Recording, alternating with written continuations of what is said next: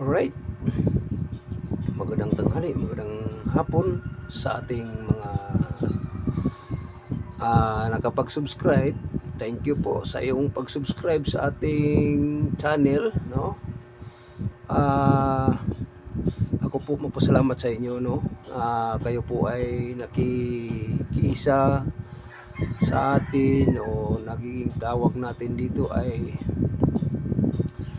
community standard. Meron tayong community standard, yun naman ang ating policy dito sa social media. Kasi sa bawat isang mga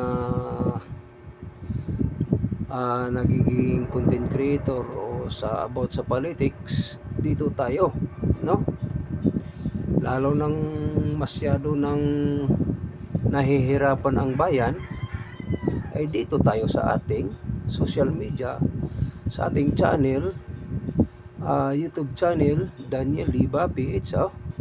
Ulitin ko, dito tayo sa ating channel, huwag na tayong lilipat-lipat. Dito tayo sa ating Daniel Liba YouTube channel PH.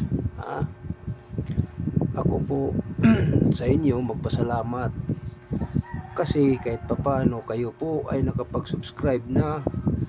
Kahit anong oras makatanggap tayo ng ina-upload. So para sa aming mga content creator, ako po, para sa akin, masaya na ako nag-subscribe kayo sa aking channel, no? Kahit sa para sa akin, tuwang-tuwa na ako nga bilang content creator. So ang mga kasama ninyo ay anuhin pa, ay sabihan pa ninyo nga dito na tayo sa ating bagong natuklasan nga channel, no? Sa social media, Daniel Liba YouTube channel page. Yan lang ang ating so yung bagong nakapasok ngayon, thank you po, thank you sa lahat. So ano bang pag-usapan natin dito ngayon, mga kababayan? May rally sa Liwasang Bonifacio, rally, peaceful rally. Hindi lang ako nakapunta doon, no? Kasi alam naman natin na hirap ta ngayon, no? Pamasahe pa lang, kahit malapit lang yan, naka-angkla na ang 100 papunta doon, pagbalik 100, di 200. So para sa ating mga DDS vloggers, magandang tanghali sa inyong lahat, lalo na sa mga bagong subscribers natin dito. Ang di pa nakapag-subscribe, mag-subscribe na kayo para upang sa ganun, kahit papano maka-upload tayo ng araw-araw, mas priority kayo nga makatanggap sa ating ina-upload kung kayo po ay nakapag-subscribe na. So ano pang inaantay nyo? Ang hindi pa nakapag-subscribe, mag-subscribe na, pinutin nyo lang ang bell button para updated kayo. So ang ating pag-usapan dito, mga kababayan, ang maraming pag-usapan natin dito nga hindi matapos-tapos, mga kababayan. Ito ngayon, sa Liwasang Bonifacio, mayroon rally, mga DDS vloggers, mga kasama kong mga DDS. So pasensya na po nga hindi ako nakapagdalo dyan kasi papunta pa lang 100 na, pagbalik 100. So ang 200 ko, ibili ko na lang ulam, bigas, o nakakain pa ang pamilya, no? So ako po ay nagiging masid din kahit na dito lang tayo sa bahay, no? O para sa ating mga diehard supporters o sa ating mga nakasubaybay, no? So ang pag-usapan natin dito, mga kababayan, si Luistro na naman. Kung hindi tayo magsasawa, hindi rin siya magsasawa. Si Luistro, yung kasama dyan nga na ganun ang baba, na ganun ang baba,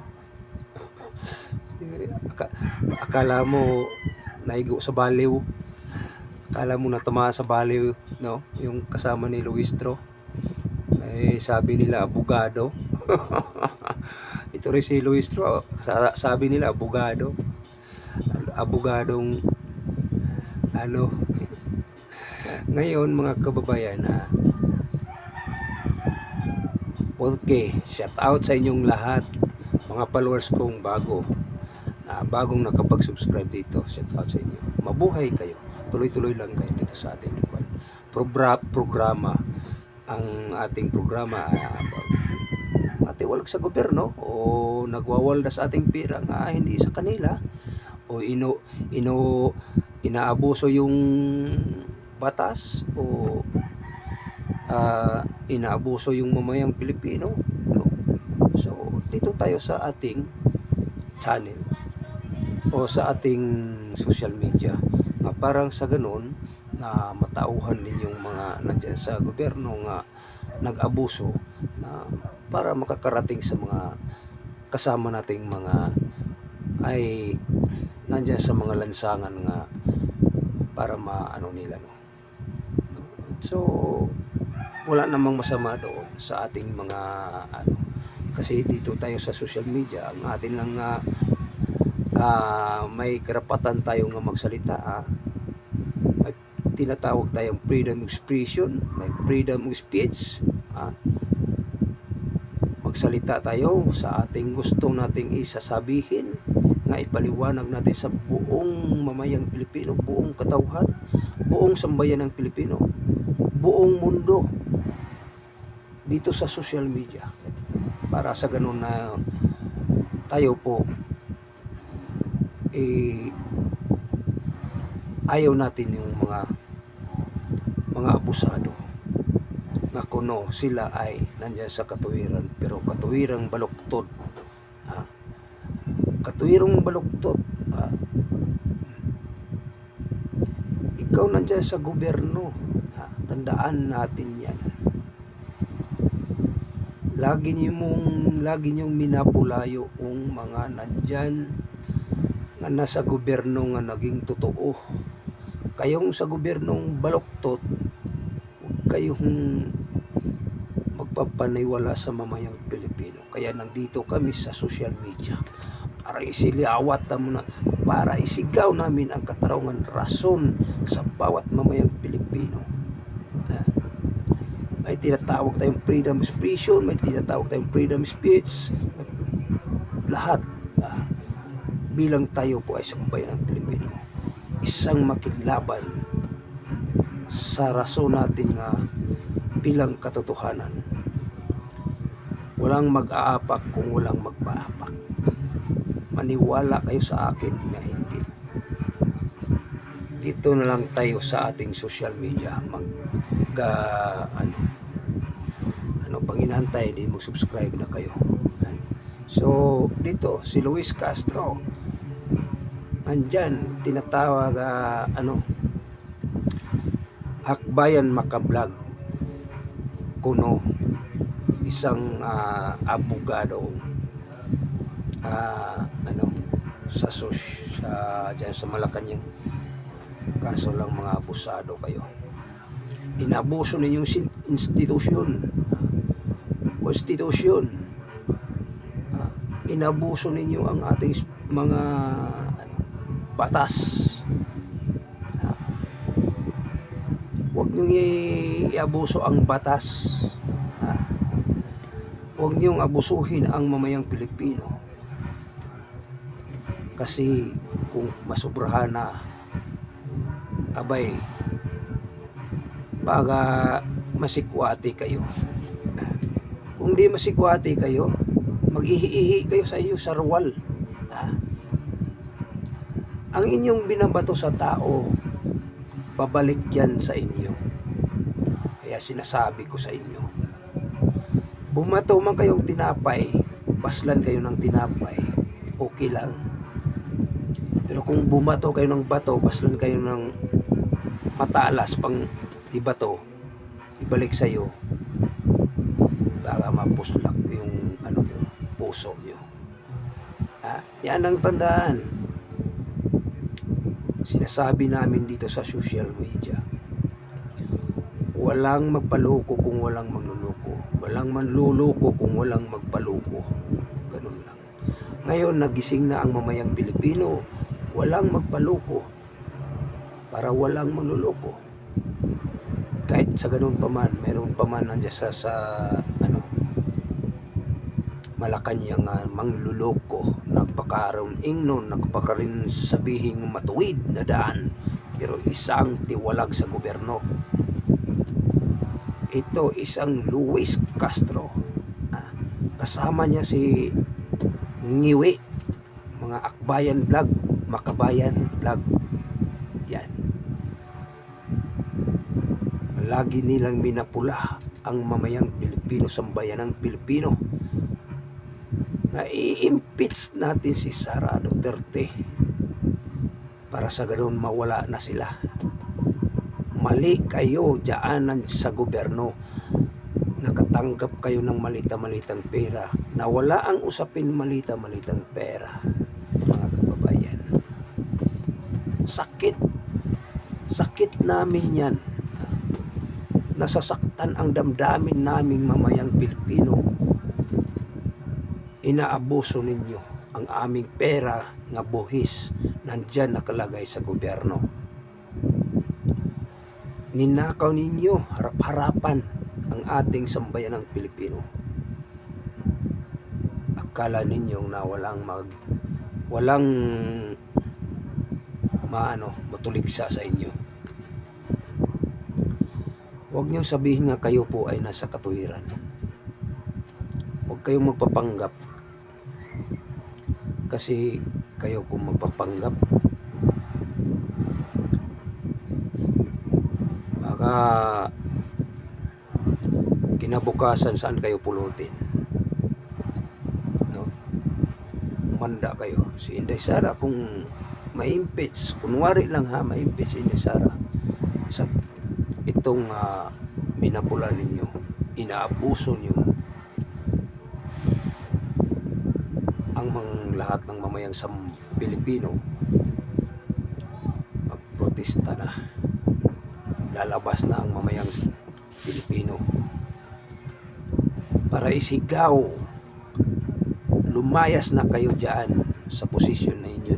Hindi ninyo karapat dapat, wala kayong karapatan dyan nga manatili. Yan ang isigaw sa mamayang Pilipino. Tandaan ninyo yan, Luis Castro.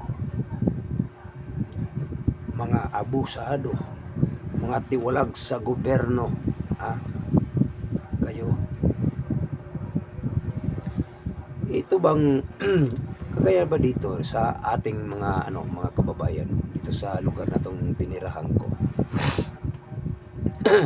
Ito paminaw, maminaw kayo sa aking mga isalaysay dito na bilang tayong nandito sa social media. Mga kababayan, ang isang ina mag-asawa, grabe ka maldito ang anak. Ngayon, nag-aaway yung mga bata, puro mga bata.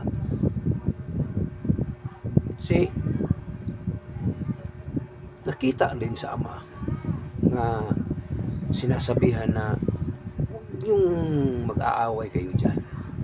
Nakita rin sa isang magulang, kinakampihan yung anak niya nga mo, imbis na kasala yung anak niya, kinakampihan niya, pinabibi yung anak niya. Ano ang resulta ngayon? Ang doon sa barangay ay akala nila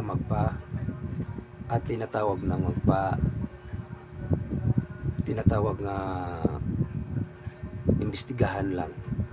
Ayun pala ay nandoon na sa City Hall, Bacoor. Ano nga ang kaso? Child abuse, pananapak daw. So nakita na yung anak niya, nag-aaway sila.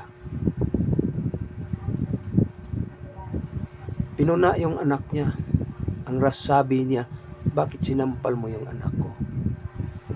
Yung anak mo mismo may nakasala, bakit pinabibi mong kagwang ka?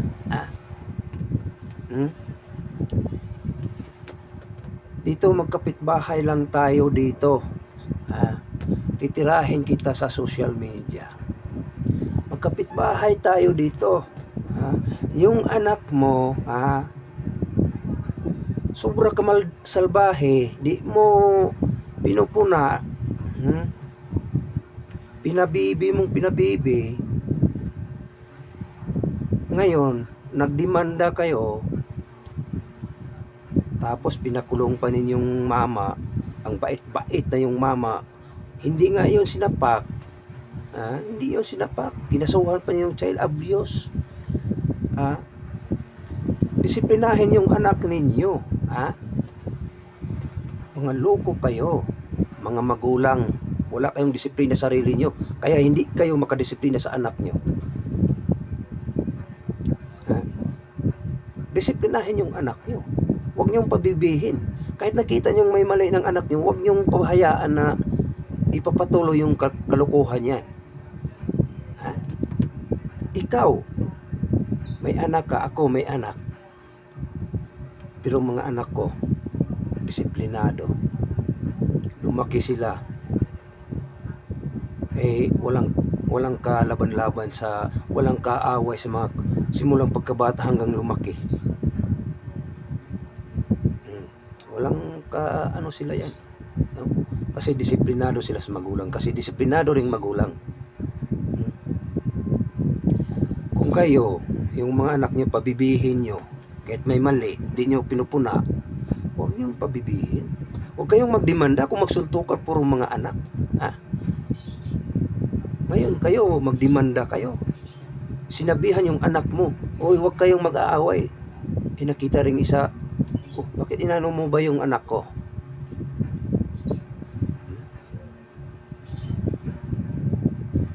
Walang kwenta-kwenta yung mga magulang ganun.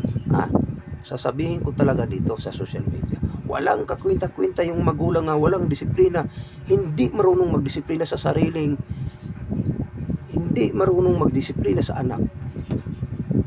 Paano kung lumaki yung anak? Kaya mo ba yung disiplinahin kung malaki na, magbinata na?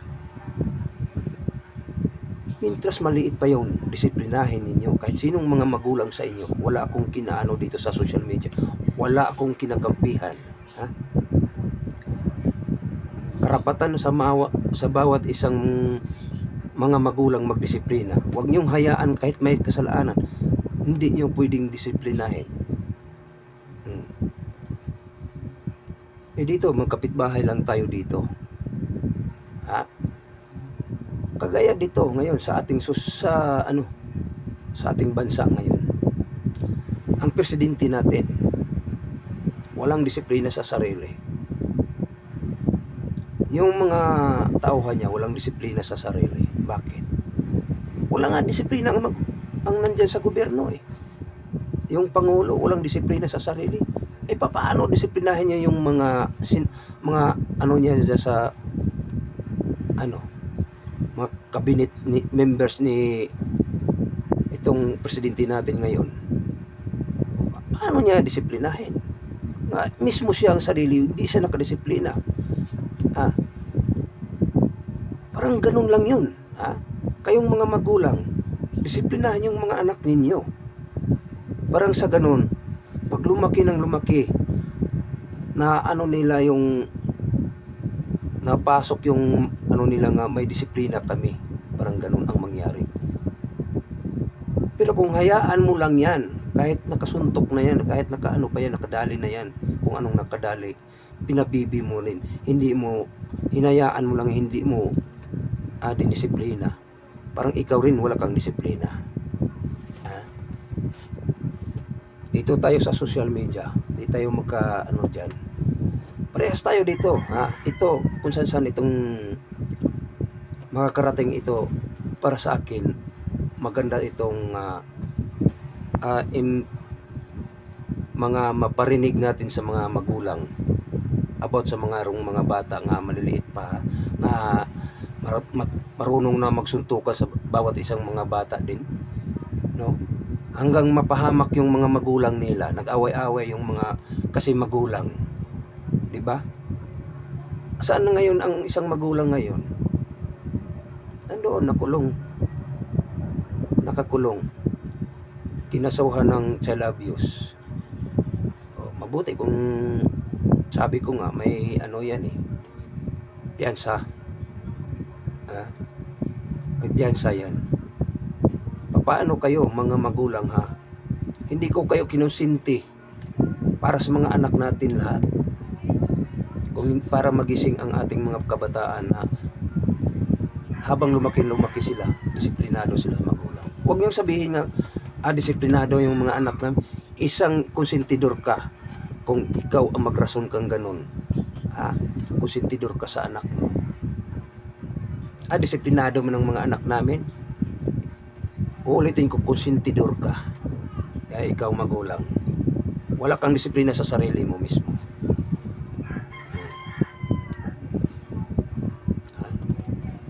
Bakit nandoon yung magulang din sa kulungan kawawa rin, ang bait pa man yan mismo. Dito kapitbahay lang ko rin dito hindi nakapag-duty sa Baklaran kasi ang duty nandoon. Tapos pag uwi na yan dito, mangungumpra pa yan, mga soft drinks, kung ano pa, bigas. Ang asawa nag-ano sa mga bata, nag-asikaso. Mabuti kung di ko nakikita. Ikaw nga magulang ka rin nga wala kang disiplina sa sarili mo. Disiplinahin mo yung sarili bago ka magdisiplina ng anak mo. Tandaan mo.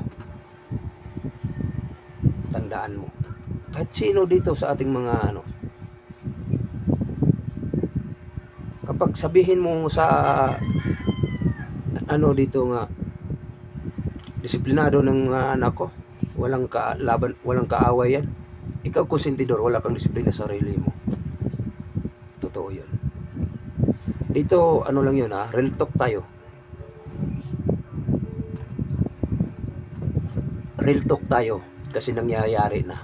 Pag ilang araw na ngayon, si Dungdung nandoon na sa kulungan City Hall, Bacoor. Kinasuhan ng child abuse. Kaya kuno sinapak yung anak. Pinupuna yung anak, sabi mo huwag kayong mag-aaway. Tapos kinasuhan mo ng child abuse. Anong klase kang ama? Magulang ka? Anong klaseng magulang? Anong klaseng ina? Anong klaseng ama? Konsentidor ka sa anak mo. Konsentidor ka sa anak mo. Kahit nagkamali-mali ng anak mo, di mo kayang disiplinahin yan. Pabibi mong pinabibi. Pag lumaki yan, may edad na, sakto nang sa panglusog, sakto sa lakas, baka kayo ay madadali yan. Kahit anak mo yan, madadali kayo yan. Tandaan ninyo, ang anak pag kulang sa disiplina, lumalaban sa magulang yan. Yan ang tandaan natin. Ang anak lumalaban nga sa magulang, walang disiplina ang magulang mismo, pati anak walang disiplina. Real talk tayo, real talk. Kagaya sa ating humahawak sa ating bansa, walang disiplina sa ating bansa. Mismo sarili niya walang disiplina, si Bongbong Marcos. Mangnanakaw sa pera. Ang ating batas binabaluktot. Ang ating soberanya sinurrender. Ano kang klaseng presidente kung may disiplina ka? Kung disiplinado ang ating presidente kagaya ni Rodrigo Duterte, lahat ng mga niya disiplinado, kabinete niya, lahat ng mga nandiyan sa kabinete, mga tauhan niya disiplinado, pati lahat ng gisakupan, buong mundo disiplinado. Pero ito walang disiplina. Kagaya rin din dito sa kapitbahay ko. Walang disiplina rin. Ganun din ang nangyayari. Kasi hinayaan, kahit nagkakasala na, hinayaan.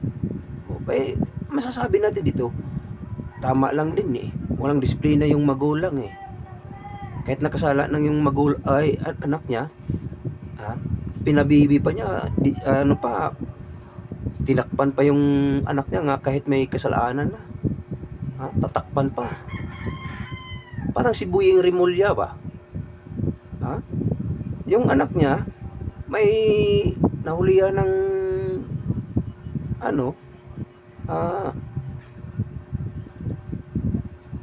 hybrid na marijuana na isang hinuhuli ng pulis, sinundan ni Boying Rimulya, absilto. Diba? Ganun yun.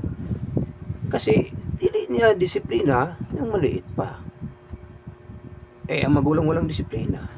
May disiplina mang kulang pa eh. Diba?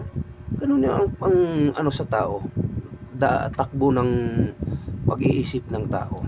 Pero ang pag-iisip ng tao ngayon, sakto ka sa disiplina, diretso ka sa matuwid nga daan. Nga hindi ka lumiliko, hindi ka pag ganun. Yun. Diretso lang. Mga anak mo, mamahalin ka hanggang mamatay ka na lang. Pero kung pabibi mong pabibi, pag mamatay ka, di ka nalilingon sa mga anak mo, o hayaan ka ng kasi kulang disiplina. Ikaw nga kulang ka sa pagdisiplina sa anak mo. Parang ganun lang ba? Real talk lang tayo mga kababayan. So balik tayo dito kay Luis Castro. Ito si Luis Castro, isang tiwalag sa gobyerno, pero siya ang mata ng dito sa mga kaliwang gobyerno. Diba? Sila ang mata para na sumasalo sa kanila nandoon sa mga kabundukan nga naghagis ng lagim, o gustong lumalaban, o nakikibaka, pero mali pang nakikibaka, ay natamo sa bala, inkwentro sa mga military, tapos si Kwate, tapos ang boxing. O kayo Luis Castro, mag-isip-isip kayo sa pag-impeach ni Inday Sara. Baka kayo magkakamali muli. Kung ano yung ibabato ninyo ni Inday Sara sa asawa ni Inday Sara, nga kayo po mayroon ng kaso nakaantabay, mananagot din kayo kahit papaano. So hanggang dito lang tayo mga kababayan sa ating itong hapon. Maraming salamat sa inyong mga support sa ating YouTube channel. So thank you po sa inyong lahat sa pagsubaybay sa ating channel, o sa inyong walang tigil sa ating pagsubaybay sa aking channel dito. So huwag kayong lilipat kundi dito na, kasi kung lilipat kayo para kayong naghahanap ng bagoong masarap. Ang masarap dito lang ang ibang bagoong amoy grade 4 pangit, di ba? Dito na kayo, huwag kayong nalilipat-lipat sa ibang social media. Dito tayo, magsama-sama na tayo kahit papaano. Thank you po, maraming salamat. Ang di pa nag-subscribe, mag-subscribe kayo para sa ganoon makatanggap kayo ng notification bell. Masaya na kami ring mga content creator nga makatanggap kaning mga galing kay YouTube. Thank you po, maraming salamat. Mabuhay. God bless. Hindi tayo nakadalo sa Liwasang Bonifacio, pero thank you po, okay lang yun. Shout out sa ating mga DDS vlogger doon na nagkakaisa rin. Thank you po, maraming salamat. Mabuhay Pilipinas. Sara Duterte 2028, presidente ka, isigaw ka namin sa mamayang Pilipino.